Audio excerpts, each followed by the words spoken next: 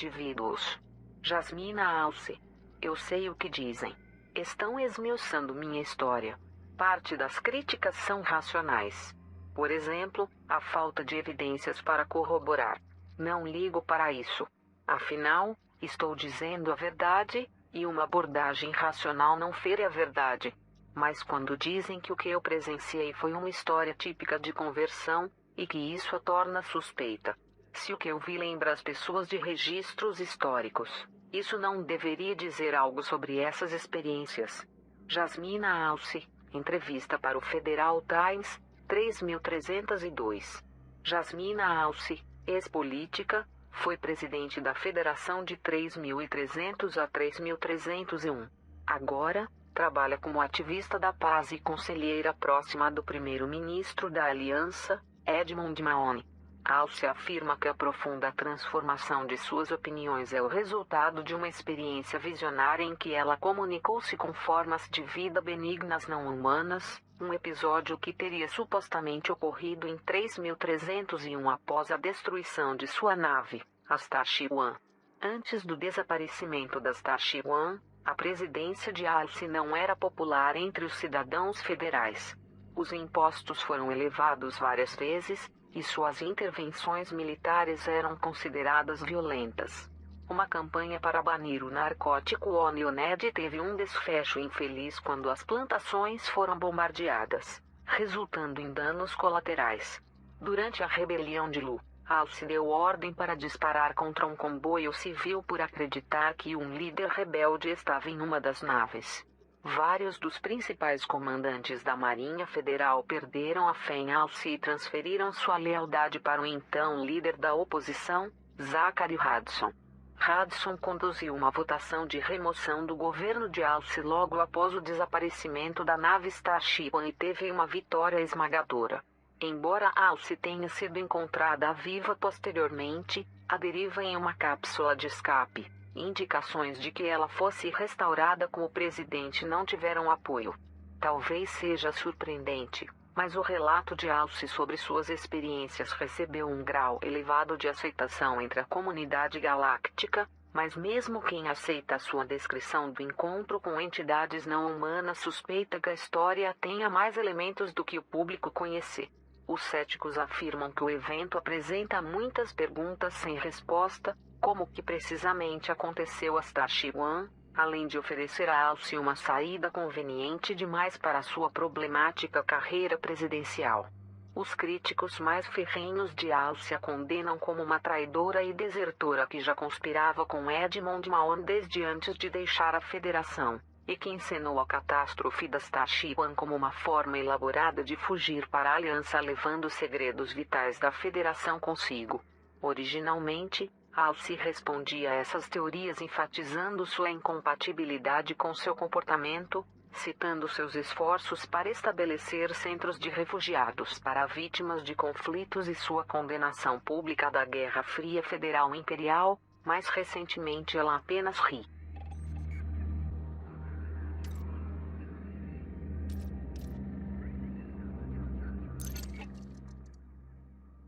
Indivíduos. Li Yong-hui. A vidente que joga búzios em sua cabana simples. O vendedor de seguros sorridente com sua pasta de couro e o analista de dados com seu modelo holográfico interativo vendem a mesma coisa. Certezas.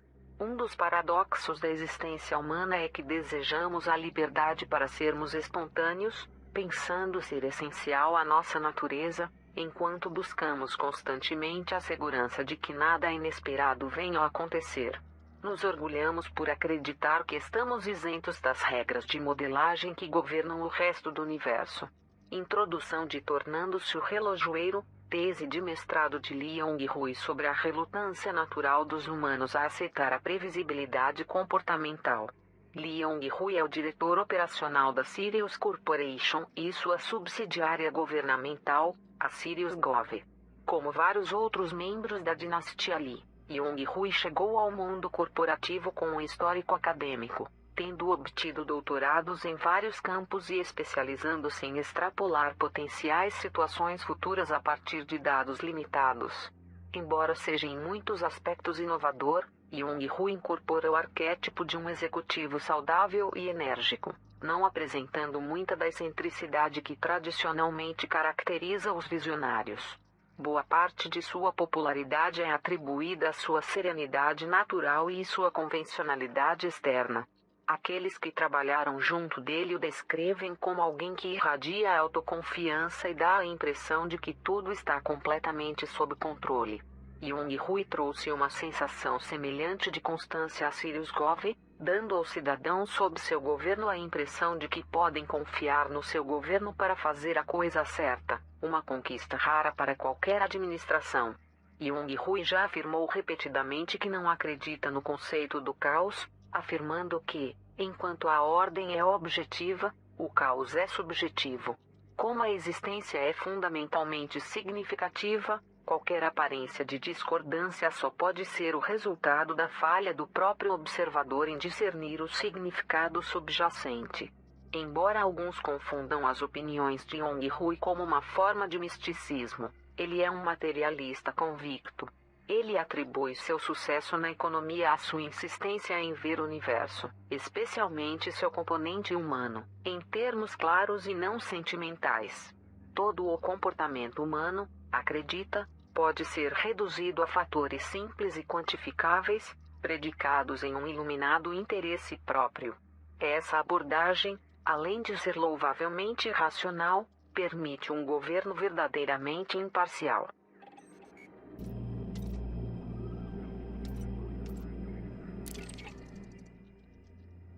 Indivíduos.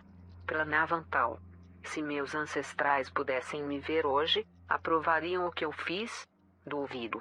A iluminação deveria ser um trabalho difícil. Na teoria, está acessível a todos, mas na prática apenas aqueles que dedicam anos de suas vidas à meditação podem esperar qualquer conquista. Fazer o que fizemos, democratizar o espírito por meio da tecnologia, pareceria uma preguiça imperdoável aos meus antepassados. Mas tudo deve acontecer a seu tempo. Agora, estamos a ponto de superar o maior obstáculo já enfrentado pelo progresso humano, o isolamento da consciência humana. Solidão, incompreensão, ódio, todas as formas de conflito resultam desse isolamento.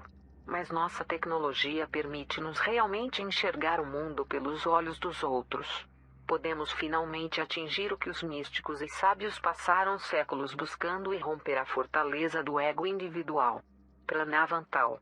Pranavantal é o líder do movimento Utopia, onde é chamado pelo título honroso de Singuru. Utopia é um projeto visionário com o objetivo de melhorar a ciência, a moral e a espiritualidade da humanidade com o uso da tecnologia, com foco específico em simulações ou sims, pensamentos, emoções e percepções digitalizados. Pranav herdou a liderança de Utopia de seu pai, o Singuru Rishi Antal. Rishi foi o fundador de Utopia e o desenvolvedor do Sim Archive, uma instalação que permite que os vivos presenciem as memórias digitais dos mortos. Embora atualmente seja possível vivenciar essas memórias apenas passivamente, Pranav mencionou a possibilidade de incorporá-las a uma versão simulada do indivíduo, ou fantasma de dados, com o qual poder-se-ia interagir, permitindo assim que as pessoas existissem além da morte. Quando jovem, esperava-se que Pranav executasse diversas tarefas físicas, apesar da riqueza tecnológica e material disponível à sua família, e ele menciona com frequência a colheita de legumes e a reconstrução de túneis de cultivo desabados após uma tempestade.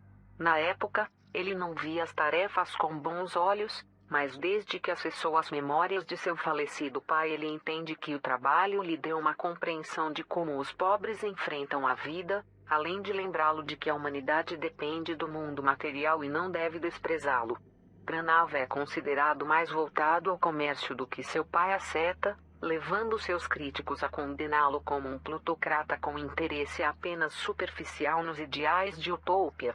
Seus apoiadores, ao contrário, o descrevem como uma combinação da sabedoria de seu pai com um tino comercial afiado. Seja como for, os dois lados concordam que Utopia passou por grandes mudanças sob a liderança de Pranav. Sua principal preocupação, além de continuar a expandir Utopia, é a interface Acheron. Pranav alega que esse projeto permitirá que os usuários traduzam sua consciência diretamente em dados, suplantando assim as limitações da existência física. Alguns comentaristas expressaram preocupações, afirmando que o projeto aproxima-se perigosamente do desenvolvimento de inteligência artificial, que é proibido em toda a galáxia. Mas o ponto de vista de Pranav é de que um sistema que traduz a inteligência a uma nova forma, como a interface Acheron, não é uma inteligência artificial, pois o ser humano continua no centro do processo.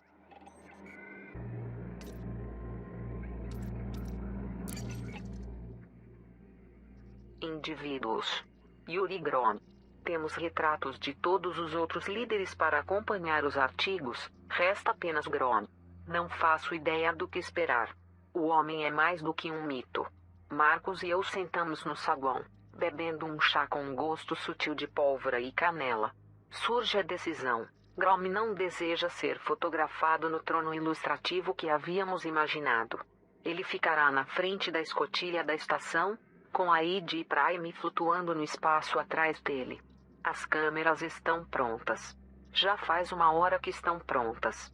Sem aviso, Grom entra. A equipe de maquiagem se aproxima, mas ele recusa. Ele olha para seus cremes e pinturas. Então, ele vem para cima de mim, furioso. Eu não escondo isso, diz, apontando para as medalhas e seu peito. Então por que esconderia isso? Ele aponta para as cicatrizes em seu rosto. Eu balbucio alguma coisa sobre não ter intenção de ofender, mas ele me dá um tapa nas costas que estremece minhas vértebras e solta uma risada que poderia quebrar vidro. Nunca na vida me senti tão fora do meu elemento. Carmine Renard, fotógrafa da agência de notícias Galnet. Yuri Grom é o líder dos ID Pilots, uma facção independente baseada no sistema Urele. Originalmente, Grom foi almirante da Federação, mas afastou-se da Federação por motivos ideológicos. Ele nunca discutiu publicamente as circunstâncias de seu afastamento, mas acredita-se que ele estava enojado pela corrupção que descobriu na Federação. Sua aposentadoria foi um choque para membros do alto escalão do Comando Federal, que esperavam que ele se tornasse um instrutor. Alguns pilotos federais que eram leais a Grom pediram baixa na mesma ocasião, para continuarem a servir sob seu comando. A Federação nunca divulgou um relato completo desse episódio, possivelmente para evitar constrangimento. Apesar de seu apetite pela expansão, Grom inspira uma forte lealdade em seus seguidores e até mesmo em quem conquista. Na verdade, essas pessoas costumam preferir o governo de Grom ao que tinham originalmente, sem dúvida devido ao notório talento de Grom para negociar, sua insistência no combate honrado e o tratamento justo de prisioneiros. Correm boatos de que ele chegou a convencer assentamentos inteiros a renderem-se sem disparar um único tiro. Embora Grom seja admirado por seu próprio povo e tenha conquistado o respeito do Império e da Aliança, a Federação o considera uma ameaça. Há relatos de que o presidente Zachary Hudson chamou Grom de um câncer que se permitiu que crescesse, quando poderia tê-lo eliminado. A opinião de Hudson não é partilhada pelos militares federais em geral e, embora seja proibido aos cadetes ouvir as transmissões de Grom ou ler suas obras, acredita-se que existam pequenos grupos de seguidores, realizando encontros privados nos alojamentos e até mesmo jurando apoio a Grom. Hudson nega a veracidade desses relatos como sendo obviamente uma propaganda gromista elaborada para nos voltar uns contra os outros.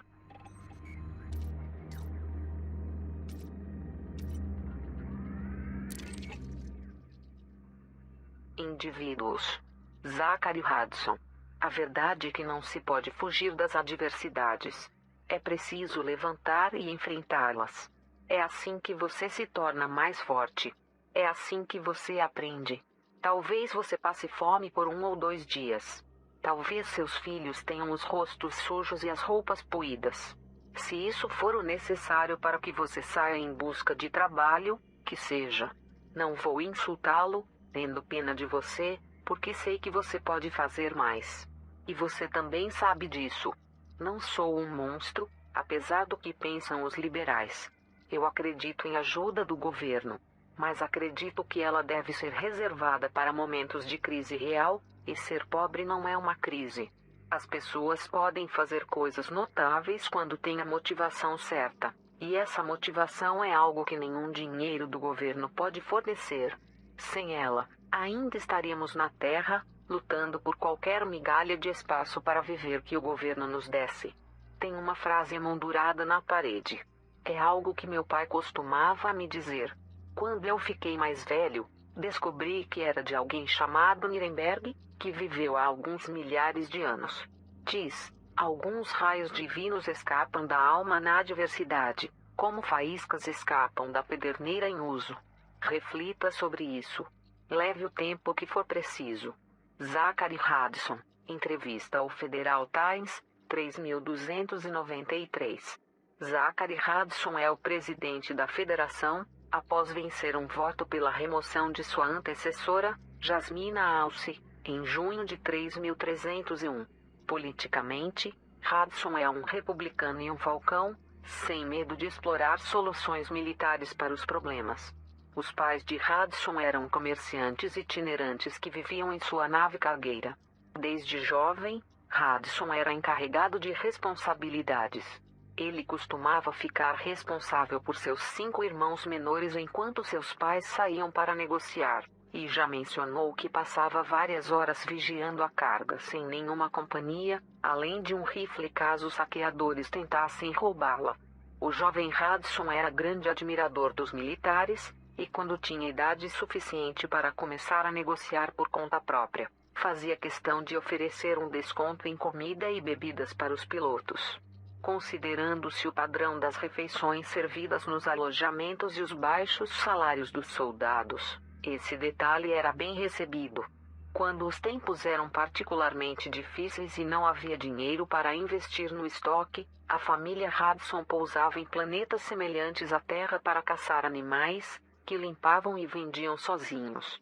Hudson enfatiza que isso era perfeitamente legal. Não importa quanta fome tivessem, nunca recorreram à caça ilegal. O presidente continua sendo um bom caçador e gosta de levar convidados diplomáticos a viagens de caça, cozinhando ele mesmo jantar. Disse que Hudson orgulha-se especialmente de seus bifes.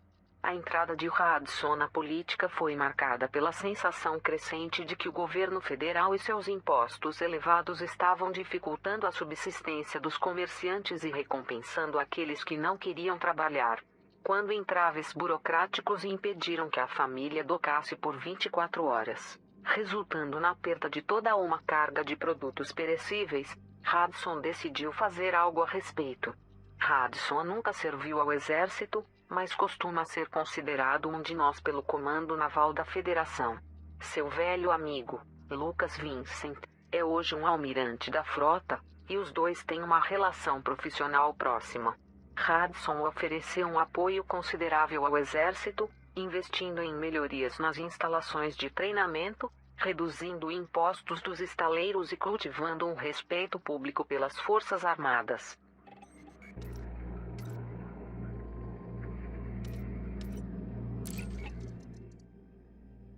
Indivíduos. Zemina Torval. É essencial para a estabilidade de qualquer estado que seus integrantes conheçam seus lugares, e que todos os papéis sejam considerados igualmente valiosos.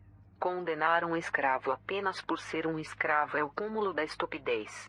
Se sua mão condenasse seu pé por ser um pé, desajeitado e sem graciosidade, repetidamente pressionado contra a sujeira, você deveria decepá-la na altura do pulso. Pior ainda, imagine se seus olhos exigissem que todas as outras partes do seu ser devessem ser olhos também, em nome da igualdade. Que abominação você seria assim! Mas a verdade é que a Federação e a Aliança pensam exatamente assim. Vocês percebem que eu uso uma linda joia em meu dedo. Não existe outra igual, o que significa que apenas uma pessoa pode usá-la. Mas isso é injusto. Lamenta a Federação. Porque você deve ser a única a ter esse direito. Eles me obrigariam a fazê-la em pedaços e dar uma migalha a todos. Mas, assim, essa bela joia deixaria de existir, e ninguém jamais poderia usá-la novamente. Zemina Torvalds, Discurso de Inverno para as Crianças de Bitterwood, 3303. Zemina Torvalds é uma senadora imperial com uma imensa fortuna pessoal e um temível exército particular. Ela é uma tradicionalista sem remorso, especialmente no que tange ao uso da escravidão pelo Império. Sua riqueza advém diretamente da escravidão. Ela tem participação majoritária na Mastopoulos Mining, que depende de trabalho escravo, mas ela traça uma distinção entre os escravos imperiais, a quem é devido certo nível de cuidados, e a escravidão em termos gerais. Porém, essa distinção é desprezada em outras partes da galáxia, e a Federação em especial considera um mero sofismo. Torvalds nasceu e foi educada em Bitterwood, a mansão palacial de sua família no sistema Cintini, junto de diversos irmãos e primos, incluindo membros da dinastia Mastopoulos. Entre os vários salões e arcos trabalhados de Bitterwood, ela aprendeu esgrima e jogos estratégicos, além de dominar matemática avançada, política e história galáctica. Ela aprendeu rapidamente a jogar seus parentes uns contra os outros para conseguir o que queria e o que dizer a um adulto para conseguir sua simpatia. Ela também aprendeu que planos cuidadosos, e não ações impensadas, eram a forma mais eficiente de resolver uma disputa. Foi em Bitterwood que Torvalds conheceu a escrava Metropalés, que logo tornou-se uma figura materna, devido à carência de afeto parental de Torvalds.